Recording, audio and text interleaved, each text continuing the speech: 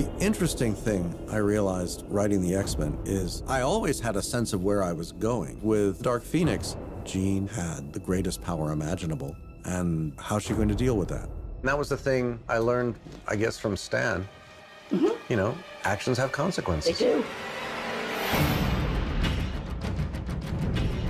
That was always in the back of our mind. We wanted to demonstrate what she could do, and she ended up saving the universe. We wanted her to be the heart and soul of the team. And we also wanted to put Scott in his place. Stop. His work is so character-oriented, and mine is so character-oriented. I think that's one of the reasons that we're very simpatico. The key was creating characters who were as relevant and real to the audience as I could make them, put them in situations that everybody could identify with and recognize. When I started with Marvel, I was in school.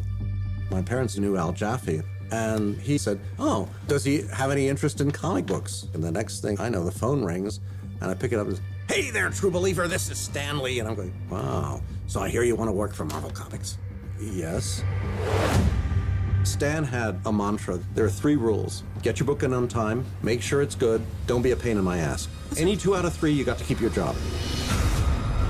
In Dark Phoenix, Jean found herself wrapped up in a series of circumstances that she was unprepared for.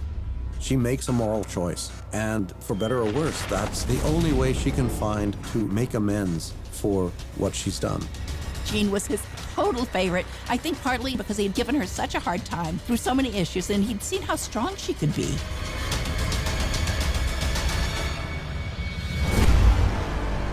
For me as a writer, I want them to fall in love with these characters. I want them to see them as real echoes or parallels with their own lives. Dark Phoenix is the ultimate expression of the darkest shadow in everyone's soul.